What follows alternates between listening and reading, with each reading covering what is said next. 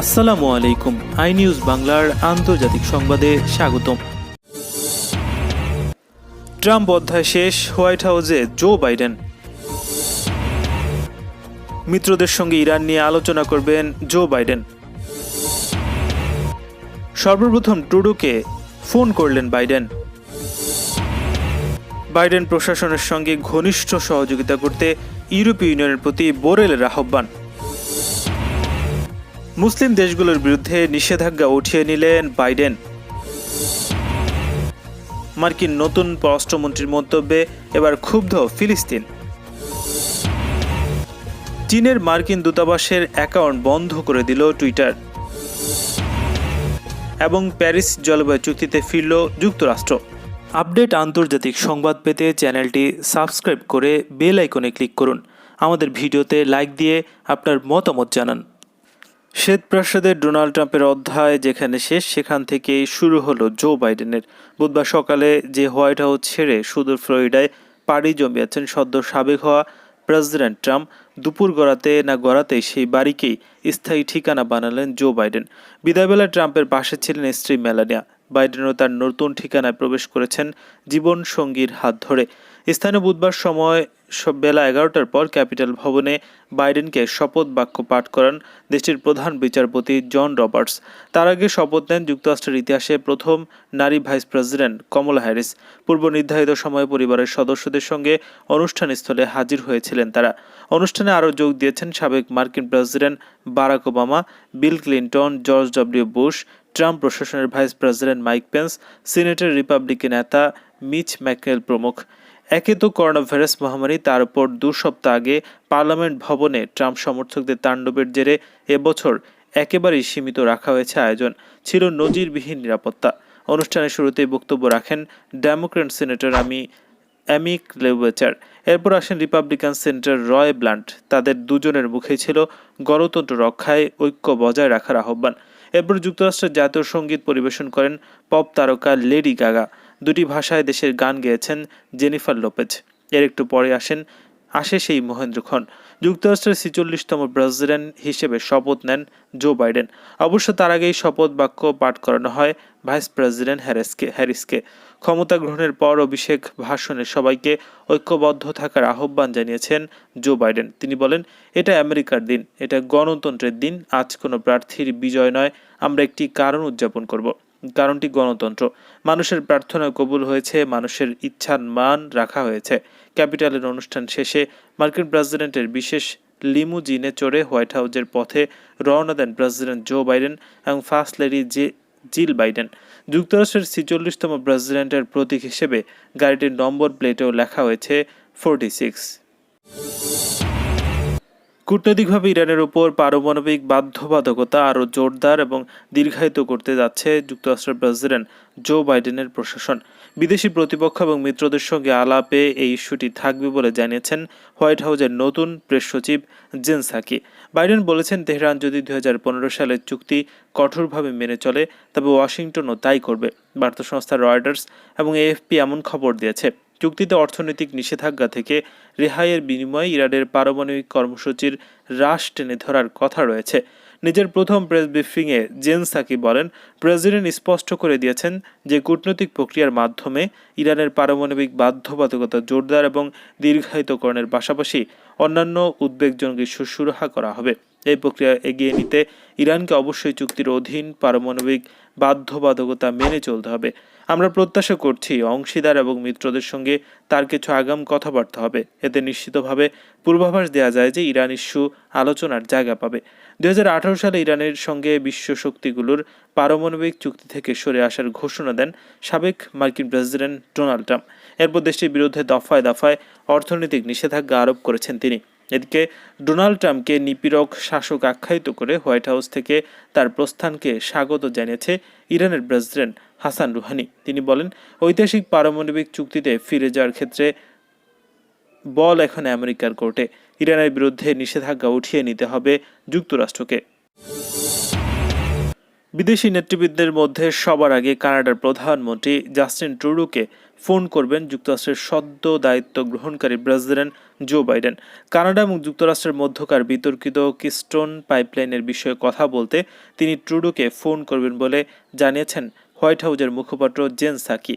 White হাউসের সাকির প্রথম সংবাদ সম্মেলনে তিনি সাংবাদিকদের বলেন, শুক্রবার প্রধানমন্ত্রী ট্রুডো হবেন বাইডেনের প্রথম বৈদেশিক কল। তিনি আরও বলেন, দুই দেশের মধ্যকার গুরুত্বপূর্ণ সম্পর্ক এবং কিস্টোন এক্সেল তেল পাইপলাইন নির্মাণে বাইডেনের নিষেধাজ্ঞার বিষয়ে তারা কথা বলবেন।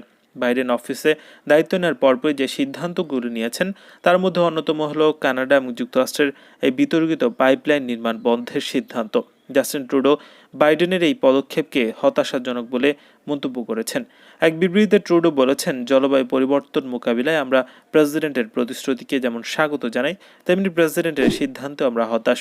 যদিও নির্বাচনী প্রচারণায় তিনি যে প্রতিশ্রুতিগুলো দিয়েছিলেন সেগুলো পূরণের অংশ হিসেবে এই সিদ্ধান্তের বিষয়টিও আমাদের মাথায় আছে।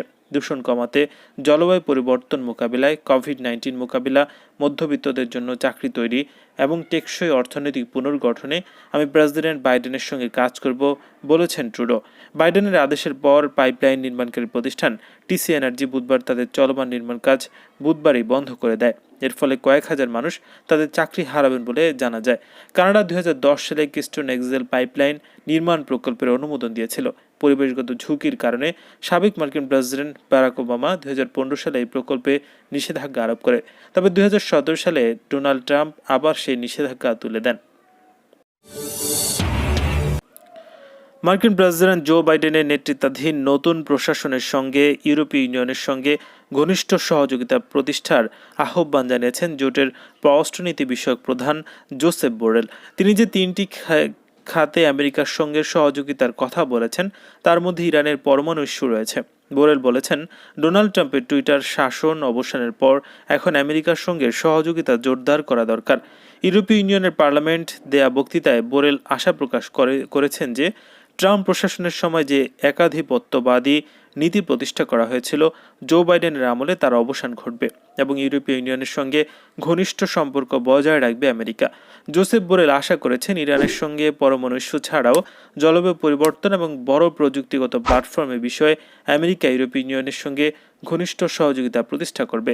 2018 সালের মে মাসে ইরানের পরমাণু সমঝোতা থেকে তৎকালীন প্রেসিডেন্ট ডোনাল্ড ট্রাম্প আমেরিকাকে বের করে নেন এবং ইসলামী প্রজাতন্ত্র ইরানের বিরুদ্ধে আগের সমস্ত নিষেধাজ্ঞা পুনর্বহালের পাশাপাশি নতুন বহু সংখ্যক নিষেধাজ্ঞা আরোপের মাধ্যমে তেহরানের বিরুদ্ধে সর্বোচ্চ চাপ প্রয়োগের নীতি অনুসরণ করেন। কিন্তু জো বাইডেন পরমাণু সমঝোতা এবং প্যারিস জলবায়ু চুক্তিতে ফিরে আসার প্রতিশ্রুতি ব্যক্ত করেছেন। ট্রাম্প পরমাণু সমঝোতা থেকে বের হয়ে গেলেও ইউরোপের 3 দেশ ব্রিটেন, ফ্রান্স এবং জার্মানি সহ রাশিয়া এবং চীন পরমাণু সমঝোতায় টিকে রয়েছে। তবে ইউরোপের 3 দেশের ভূমিকা নিয়ে ইরান বারবার অসন্তুষ্টি প্রকাশ করছে। অভিবাসীদের সংখ্যা সীমিত করে নিয়ে আসতে ডোনাল্ড ট্রাম্পের পদক্ষেপের বিপরীতে গিয়ে মুসলিম দেশগুলোর বিরুদ্ধে ভ্রমণ নিষেধাজ্ঞা উঠিয়ে নিয়েছেন সদ্য শপথ নেওয়া মার্কিন প্রেসিডেন্ট জো বাইডেন। বেশ কয়েকটি মুসলিম এবং আফ্রিকান দেশের বিরুদ্ধে ভ্রমণ নিষেধাজ্ঞা দিয়েছিলেন সাবেক প্রেসিডেন্ট ডোনাল্ড ট্রাম্প, কিন্তু দায়িত্ব গ্রহণের কয়েক ঘন্টা পর সেই নিষেধাজ্ঞা উঠিয়ে নিলেন বাইডেন। বুধবার অন্তত 17টি নির্বাহী আদেশে সই করেছেন এই ডেমোক্রেট দলীয় প্রেসিডেন্ট, যার মধ্যে যুক্তরাষ্ট্রের মুসলমানদের প্রবেশ নিষেধাজ্ঞার বিষয়টি রয়েছে। এসব দেশগুলো থেকে আসা লোকজন ভিসা প্রক্রিয়া শুরু করতে পররাষ্ট্র মন্ত্রণালয়কে নির্দেশ দিয়েছেন তিনি। নিষেধাজ্ঞার কারণে যারা যুক্তরাষ্ট্রের প্রবেশ বাধাগ্রস্ত হয়েছেন তাদের ক্ষতি পুষিয়ে নেওয়ার উপায় বের করতেও বলেছেন জো বাইডেন। 2017 সালে দায়িত্ব গ্রহণের প্রথম সপ্তাহে প্রাথমিকভাবে 7টি দেশ থেকে মুসলমানদের যুক্তরাষ্ট্রের ভ্রমণে নিষেধাজ্ঞা দেন ডোনাল্ড ট্রাম্প প্রশাসন। দেশগুলো হলো Iran, Iraq, Libya, Somalia, Sudan, Syria এবং ইয়েমেন। ট্রাম্পের এই পদক্ষেপ তখন ব্যাপক আইনি বাধার মুখে পড়ে, কিন্তু 18 সালে চূড়ান্ত পদক্ষেপে সায় দেয় সুপ্রিম কোর্ট। শেষ পর্যন্ত 12টি দেশের নাগরিকদের উপর ভ্রমণ নিষেধাজ্ঞা দেওয়া হয়েছিল।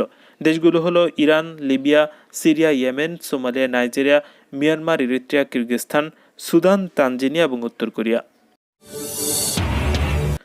মার্কিন নতুন পররাষ্ট্রমন্ত্রী অ্যান্তনিও ব্লিংকেনের একটি মন্তব্যকে কেন্দ্র করে ক্ষুব্ধ প্রতিক্রিয়া ব্যক্ত করেছে ফিলিস্তিনে বিভিন্ন রাজনৈতিক দল।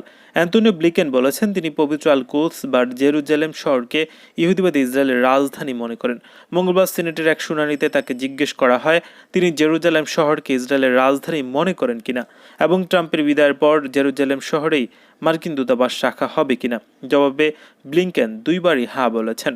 দীর্ঘদিনের অনুসৃত নীতি উপেক্ষা করে ডোনাল্ড ট্রাম্প জেরুজালেম শহরকে ইহুদিবাদী ইসরায়েলের রাজধানী হিসেবে স্বীকৃতি দেন।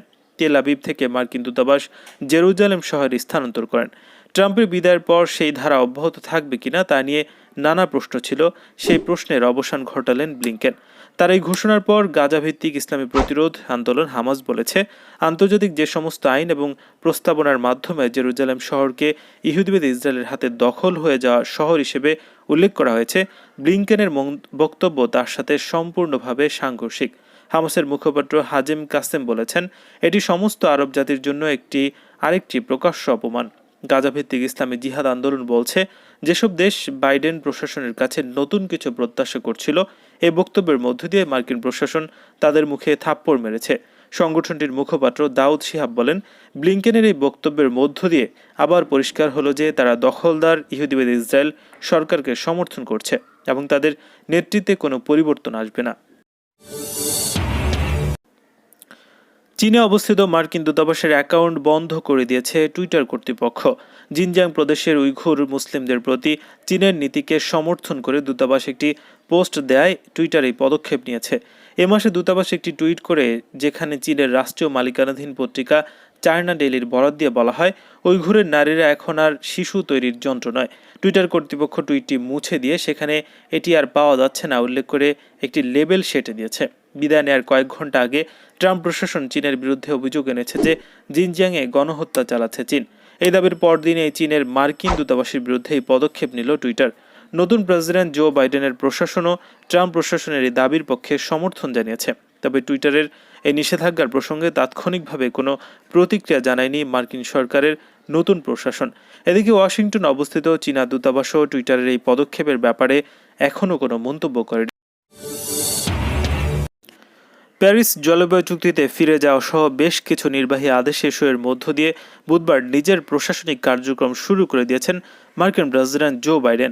এসব সিদ্ধান্তের পূর্বসূরি ডোনাল্ড ট্রাম্পের বহু আদেশ তিনি উল্টে দিয়েছেন, যার মধ্যে আছে বিশ্ব স্বাস্থ্য সংস্থায় ফিরে যাওয়া, মুসলিম সংখ্যাগরিষ্ঠ দেশগুলো থেকে ভ্রমণে নিষেধাজ্ঞা এবং জলবায়ু সুরক্ষাকে জোরদার করা।